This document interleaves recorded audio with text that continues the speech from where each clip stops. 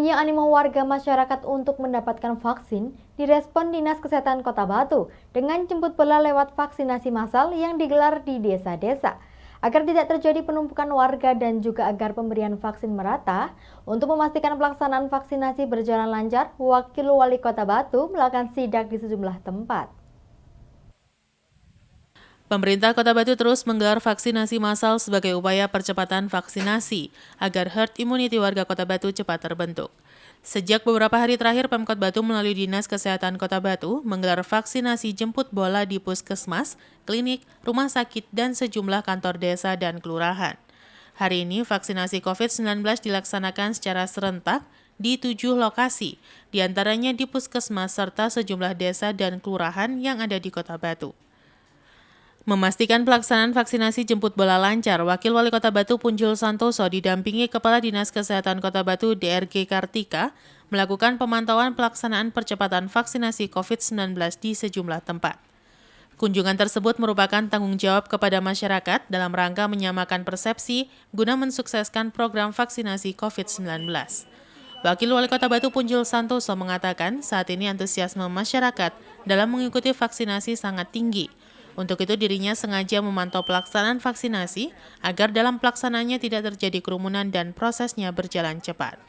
Terlebih saat ini Dinas Kesehatan memberi pelayanan vaksin jemput bola dengan menggelar vaksin COVID-19 di desa-desa dan kelurahan yang tersebar di 3 kecamatan se-Kota Batu. Tujuannya agar lebih mudah diakses warga, juga tidak terjadi penumpukan warga, serta agar pemberian vaksin merata. Wawali sendiri mengapresiasi pemanfaatan fasilitas publik seperti yang terlihat di Desa Gunung Sari, Kecamatan Bumiaji, Kota Batu. Proses vaksinasi dilakukan dengan memanfaatkan gedung sekolah yang tidak terpakai karena proses belajar mengajar daring. Dengan halaman sekolah dan ruang kelas yang lapang membuat penerapan protokol kesehatan selama vaksin benar-benar bisa dipantau dan terjaga. Selain itu, pantauan vaksinasi jemput bola ini juga merupakan langkah pemerintah Kota Batu guna melihat secara langsung tentang kekurangan vaksin COVID-19 bagi warga Kota Batu. Saat ini masih sekitar 25% lebih warga Kota Batu yang sudah tervaksin, sehingga masih banyak warga yang belum terlayani vaksinasi COVID-19. Masyarakat itu justru berkeinginan untuk bagaimana untuk mendapatkan vaksin. Kalau yang kemarin-kemarin mau divaksin, pemerintah melalui Dinas Kesehatan sudah berupaya berbagai cara untuk vaksin, banyak yang menolak dengan alasan A, B, sampai Z. Tapi sekarang karena persyaratan di PPKM darurat ini, persyaratan untuk bekerja harus menunjukkan pernah vaksin minimal sekali. Masyarakat itu yang persyaratannya untuk mobilitas harus semacam itu. Lalu oleh sebab itu pun kita harus melihat jangan sampai animo besar tetapi kita tidak prokes. Alhamdulillah di Gunung Sari ini luar biasa tempatnya dipakai di sekolahan karena di kepala kantor desanya kan tidak begitu luas, dikhawatirkan nanti terjadi penumpukan. Apalagi kalau sini hanya ada kendala sedikit, kalau yang lansia mungkin nanti perlu saudara atau keluarganya untuk nuntun ya karena ada tangga. Yanto Yancung melaporkan. Pemerintah Kota Malang menghimbau semua masjid di Kota Malang yang akan melakukan penyembelihan hewan kurban di masjid untuk mengalihkannya ke rumah pemotongan hewan atau RPH Kota Malang. Hal ini dilakukan untuk menghindari kerumunan saat Hari Raya Idul Adha atau Hari Raya Kurban tanggal 20 Juli mendatang. Wali Kota Malang menggelar rapat koordinasi dengan dinas instansi terkait membahas teknis penyembelihan hewan kurban pada Hari Raya Idul Adha 20 Juli mendatang. Dalam rakor tersebut terdata sebanyak 630 masjid di Kota Malang yang akan melakukan penyembelihan hewan kurban saat Idul Adha nanti.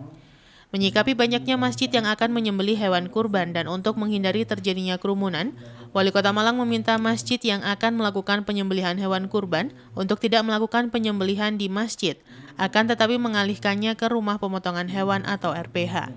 Pemkot Malang sendiri mengantisipasi agar tidak membludaknya penyembelihan hewan kurban di RPH, telah menyiapkan alternatif lain, yakni melakukan penyembelihan hewan kurban secara massal di Stadion Gajayana Malang. Nantinya, hewan kurban yang telah disembelih, dagingnya akan dikembalikan ke panitia masjid masing-masing untuk kemudian dibagikan kepada warga yang membutuhkan. Selain meminta masjid untuk mengalihkan penyembelihan hewan kurban di RPH, Pemkot Malang sendiri memberikan kelonggaran kepada masjid untuk melakukan penyembelihan sendiri dengan syarat mematuhi protokol kesehatan, seperti panitia wajib melakukan swab test yang berlaku 2 kali 24 jam. Pemkot juga akan melakukan pengawasan ketat terhadap masjid yang akan melakukan penyembelihan hewan kurban agar tidak terjadi kerumunan. Sementara untuk peringatan Hari Raya Idul Adha tahun ini, sesuai surat edaran Wali Kota Malang, masjid dilarang menggelar sholat Idul Adha bersama di tengah meningkatnya kasus COVID-19. Kalau bisa, memang kita pakai RPH. Di RPH kemampuannya 3 hari, tanggal 21, tanggal 22, 23, ya, itu jumlahnya adalah 600. Ya, 600-an, 680.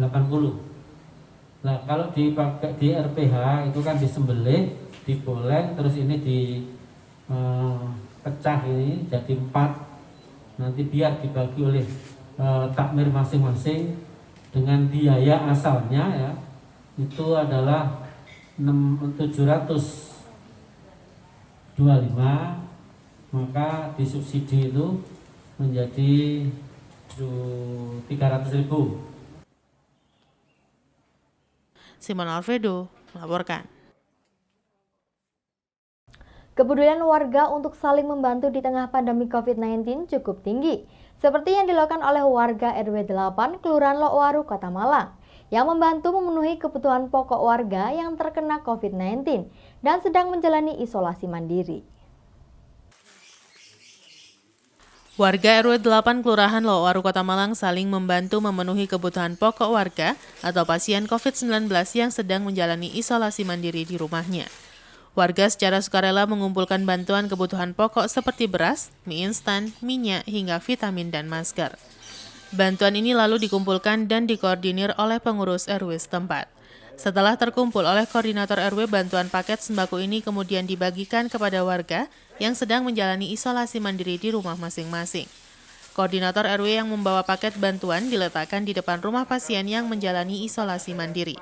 Siswanto, Ketua RW 8 Kelurahan Lokwaru mengatakan, paket bantuan ini murni berasal dari swadaya masyarakat yang tergerak untuk membantu menyediakan kebutuhan warga-warga yang isolasi mandiri. Selain bahan pokok, bantuan juga diwujudkan dalam bentuk makanan siap saji. Total ada 15 warga dari 7 kepala keluarga di RW 8 yang sedang menjalani isolasi mandiri. Pemenuhan kebutuhan bahan pokok bagi warga ini dilakukan agar warga yang menjalani isolasi mandiri bisa lebih fokus dalam pemulihan kesehatan dan tidak terbebani dengan kebutuhan pangan sehari-hari. Sementara, banyak warga yang terpapar COVID-19 dan sedang menjalani isolasi mandiri. Warga di RW 8 Kelurahan Lokwaru melakukan lockdown lokal. Akses masuk ke wilayah RW 8 ditutup sementara. Hal ini dilakukan untuk membatasi mobilisasi warga selama kasus COVID-19 masih tinggi, sekaligus mencegah persebaran COVID-19. Jadi untuk kebutuhan kita dari RW bersama masyarakat swadaya sendiri, mulai dari obat-obatan dan bahan pokok untuk makanan. Jadi kita distribusikan sesuai dengan kebutuhan atau permintaan dari yang isoman. Sementara di kita kurang lebih ada 15 yang terinfeksi COVID-19. Terdiri dari kurang lebih 7 kakak. Simon Alfredo melaporkan. Terima kasih Anda masih bersama kami dalam Info 7 Malang Raya. Akibat turunnya harga jual ayam potong hidup di kandang merugikan para peternak. Biaya ongkos produksi jauh turun tidak sebanding dengan harga jual sehingga peternak banyak merugi. Para peternak berharap kepada pemerintah ada pengaturan suplai demand bibit ayam agar tidak terjadi overstock. Beginilah yang dirasakan oleh para peternak ayam potong akibat anjloknya harga jual ayam hidup di tingkat peternak. Anjloknya harga jual ini dikeluhkan para peternak karena berdampak pada kerugian besar yang dialami dan bisa mengakibatkan peternak gulung tikar. Turunnya harga jual ayam potong hidup di kandang atau di tingkat peternak salah satunya akibat overstock bibit ayam yang pada akhirnya merugikan peternak. Saat ini harga daging ayam hidup di tingkat peternak di kisaran 10 ribuan per kilogram, sementara untuk ongkos produksi di atas 18 ribuan lebih sehingga sudah terlihat selisih ongkos produksi dengan harga jual. Sementara di tingkat pedagang di pasar harga daging ayam potong masih di atas 30 ribuan. Menurut salah seorang peternak di kawasan Dau, Kabupaten Malang menjelaskan, kondisi ini sangat membebani para peternak karena akan mengalami kerugian besar sehingga bisa gulung tikar. Di lokasi kandang milik salah seorang peternak terlihat ribuan bibit ayam masih dalam kondisi pengovenan dan berharap harga jual ke depan bisa meningkat, sehingga peternak tidak merugi terlebih pada saat kondisi yang serba sulit akibat pandemi COVID-19. Ini sebenarnya harga ayam ini ada itu loh, PPKM ini loh hasilnya, makanya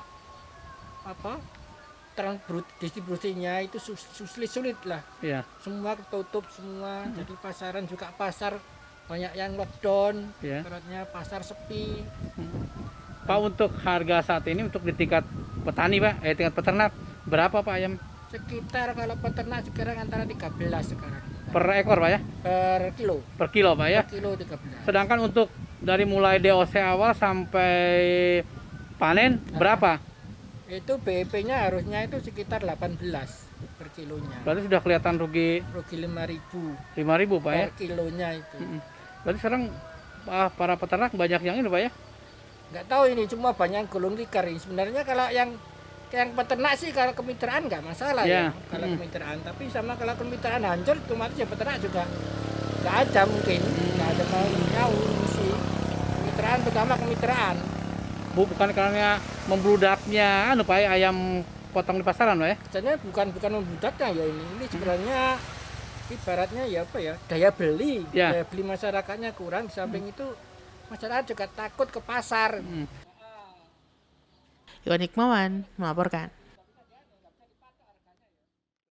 Memasuki masa panen raya dan kondisi musim kemarau, volume hasil panen jeruk menurun, sementara harga jual masih relatif bagus, serta ketersediaan jeruk siap panen masih cukup melimpah di tingkat petani. Akibat terdampak cuaca yang masih turun hujan, hasil panen jeruk masih belum maksimal dan mengalami penurunan dibandingkan kondisi normal. Sudah memasuki masa panen raya, ketersediaan jeruk siap panen di tingkat petani masih cukup melimpah, berbeda dengan beberapa tahun sebelumnya. Ketika memasuki bulan Juli sampai bulan September, maka jeruk siap panen sudah mulai terbatas karena sudah terserap ke pasar. Namun saat ini ketersediaan jeruk masih cukup banyak di lahan pertanian jeruk di kawasan Dau, Kabupaten Malang. Harga jeruk manis di kisaran 5 ribuan dan jeruk keprok masih di atas 8 ribuan per kilogramnya.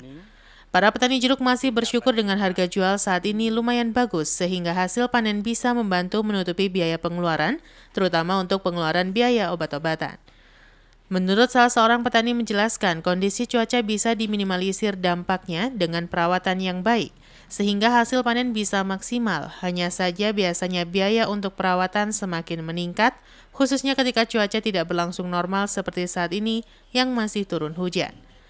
Di lokasi terlihat cukup banyak jeruk yang jatuh akibat membusuk serta berwarna kuning tetapi belum matang akibat panasnya sinar matahari.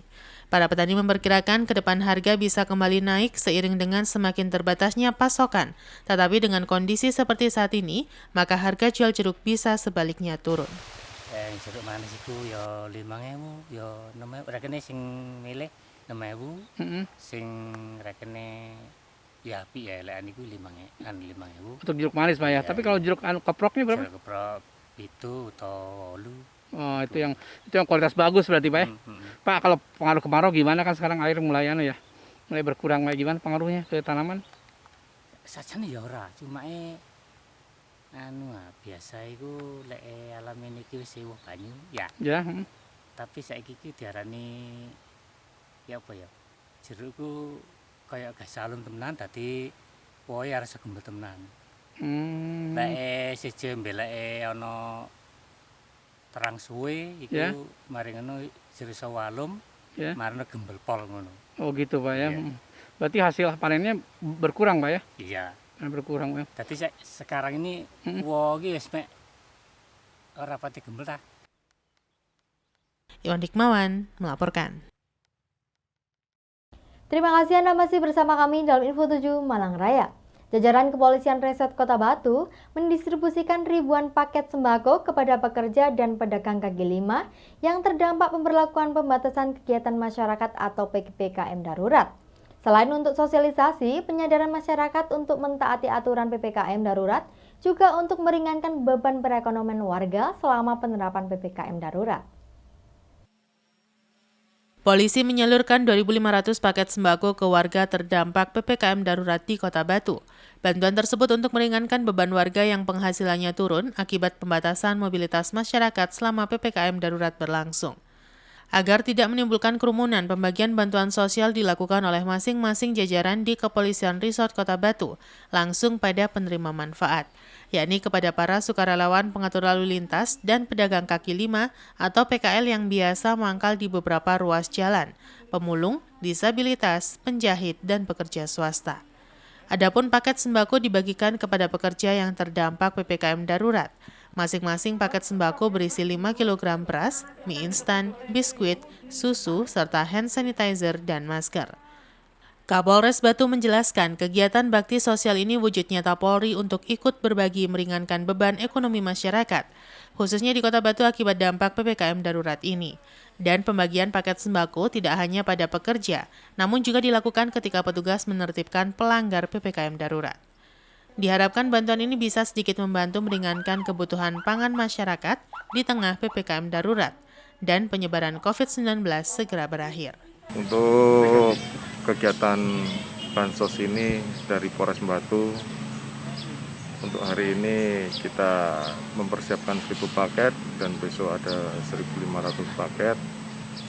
Jadi ini kita sasar kepada masyarakat yang terdampak PPKM darurat ini. Sasarannya dari berbagai segmen kita berikan kepada pekerja yang terkena PHK, pekerja pemulung, ataupun wira swasta atau swasta-swasta yang terkena dampak daripada